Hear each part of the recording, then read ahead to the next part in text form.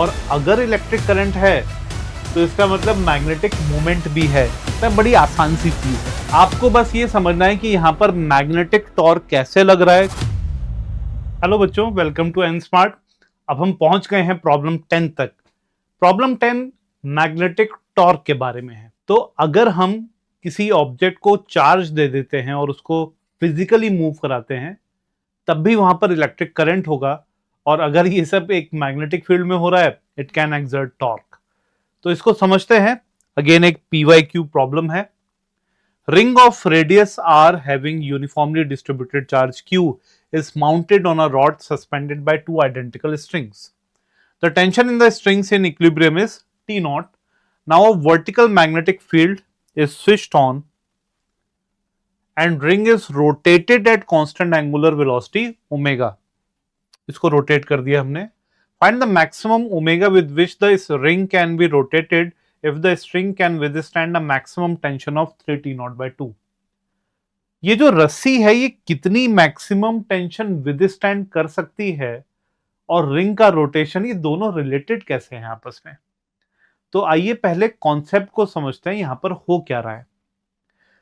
देखो, रिंग पर हमने चार्ज डिस्ट्रीब्यूट कर दिया कुछ इस तरीके से, और फिर हमने इस रिंग को रोटेट कर दिया। जब ये रिंग रोटेट करेगी, मैंने एंटी क्लॉकवाइज इसको रोटेट किया है, अगर मैं इस तरफ से देख रहा हूं तो रोटेशन की वजह से यहां पे इलेक्ट्रिक करंट होगा। इनफैक्ट करंट की वैल्यू को मैं यहां पर लिख सकता हूं। जब भी Q चार्ज रोटेट करेगा ओमेगा एंगुलर वेलोसिटी से, आप सब जानते हैं Q omega by 2 pi will be the value of electric current. ये कैसे आ गया भाई? अगर आप कोई भी एक क्रॉस सेक्शनल एरिया देखोगे तो पूरे एक कंप्लीट रोटेशन में जितना भी चार्ज इस रिंग पर है सारा गुजर जाएगा ना इसके थ्रू। तो आप कह सकते हैं कि Q चार्ज गुजर चुका होगा कितने टाइम में। अगर ओमेगा एंगुलर स्पीड है तो टाइम पीरियड कितना होगा बच्चों? 2 पाई बाय ओमेगा। तो मैं यहां पर लिखूंगा 2 पाई बाय ओमेगा। समझ गए ना? ओमेगा ऊपर गया और ये बन गया Q ओमेगा बाय 2 पाई। तो एक रिंग पर चार्ज Q देने पर अगर उसको ओमेगा एंगुलर स्पीड से घुमाएंगे there will be an electric current, और अगर इलेक्ट्रिक करंट है तो इसका मतलब मैग्नेटिक मोमेंट भी है। इनफैक्ट अगर मैं लिखना चाहूं तो मैग्नेटिक मोमेंट को I इंटू एरिया लिखेंगे, एरिया वेक्टर। तो यहां पर करंट तो मुझे मिल गया Q ओमेगा बाय 2 पाई। बता सकते हो कितना एरिया है? रिंग है पाई आर स्क्वायर, तो मैं लिख देता हूं पाई आर स्क्वायर। मैंने वेक्टर फॉर्म में लिखा है तो डायरेक्शन की बात करोगे राइट हैंड रूल से निकाल सकते हैं, direction will be towards right. मैं फिलहाल के लिए आई कैप लिख देता हूं। तो मुझे ये पता चल रहा है कि पाई तो कैंसिल हो जाएगा, we will be getting Q omega R square divided by 2। बच्चों देखो, मैग्नेटिक मोमेंट तो मिल गया, लेकिन इससे होगा ये कि जैसे ही अपवर्ड डायरेक्शन में मैग्नेटिक फील्ड को स्विच ऑन किया जाएगा there will be a magnetic torque. Magnetic torque कितना होगा बच्चों? इसको देखो, हम लोग लिख सकते हैं हमेशा ही m क्रॉस b के बराबर, जानते ही हो सब लोग। तो ये जो टॉर्क होगा m क्रॉस b अगर लिखेंगे तो ये वैल्यू बन जाएगी Q omega R square by 2, और मैग्नेटिक फील्ड B अगर है तो मल्टीप्लाई कर देते हैं, एंगल इज 90 डिग्री, तो आपको यही मैग्नीट्यूड मिलेगा। लेकिन ये टॉर्क इस रॉड को रोटेट तो नहीं कर पाएगा। क्यों? देखो, ये जो टॉर्क है ये इसको किस तरीके से रोटेट करना चाहेगा? रिंग माउंटेड है रॉड के ऊपर, तो टॉर्क अगर रिंग पर लगेगा और ये इसको एंटी क्लॉकवाइज घुमाने की कोशिश करेगा, because the ring is mounted with the rod, तो रॉड को भी तो एंटी क्लॉकवाइज घुमाना चाहेगा। अब एंटी क्लॉकवाइज घूमने के लिए ये पोर्शन नीचे जाना चाहता है, ये ऊपर जाना चाहता है। अगर रॉड इस तरफ से नीचे जाने की कोशिश करेगी तो डेफिनेटली इस रस्सी में टेंशन बढ़ जाएगी, और यहां से अगर ऊपर जाने की कोशिश करेगी तो इस रस्सी में टेंशन कम हो जाएगी। ऑल्दो ये सिस्टम कुछ ऐसा बना हुआ है कि मोशन नहीं हो पा रहा है, तो मैं ऐसा करता हूं बच्चों, इस टेंशन को मैं चेंज करता हूं और इसको मैं T1 लिख देता हूं। इस टेंशन को भी मैं चेंज करूंगा और इसको मैं T2 लिख दूंगा। अब टेंशन जो टॉर्क लगाएंगे रॉड के ऊपर, that should be able to balance this magnetic torque. यहां पर एक फाइट है फिजिकल टॉर्क और मैग्नेटिक टॉर्क के बीच में, और दोनों बराबर हैं बच्चों। तो अगर हम यहां पर टेंशन के टॉर्क की बात करें तो आपको दिख रहा है कि दोनों रस्सियों के बीच का सेपरेशन कितना है? D। तो मैं इजीली लिख पाऊंगा टॉर्क टेंशन जो जनरेट करेगी T1 की वजह से होगा T1 into D by two perpendicular distance minus T2 into again D by two. और ये जो टॉर्क है ये मैग्नेटिक टॉर्क को बैलेंस तो कर ही रहा होगा।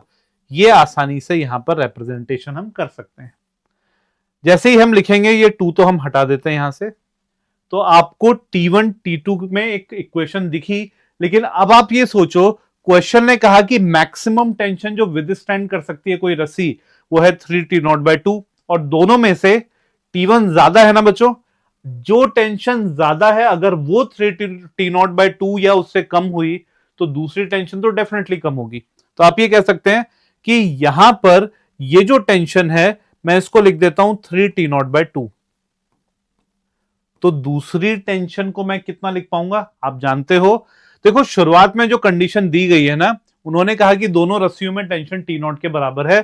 तो अगर वेट W था, यहां पे मैं लिखता हूं साफ साफ, अगर वेट W था बच्चों तो W 2T0 के बराबर रहा होगा, जिसका मतलब है कि T0 की वैल्यू W/2 रही होगी। क्लियर।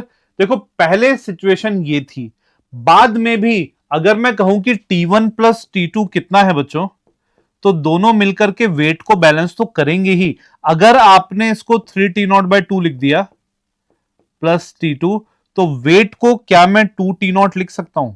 हाँ जी बिल्कुल लिख सकते हैं। तो यहां से T2 की वैल्यू कितनी आ जाएगी बच्चों? देखो 2T0 माइनस 3T0/2, ये आपको T0/2 ही देगा। तो अगर आपने इसको 3T0/2 मान लिया है तो T2 को T0/2 तो लिखना ही पड़ेगा बच्चों। अगर ये लिख पा रहे हो तो this is equals to Q omega R square B divided by D। इससे रिप्रेजेंटेशन कर देंगे। अब 3T0/2 माइनस T0/2 कितना हो जाएगा बच्चों?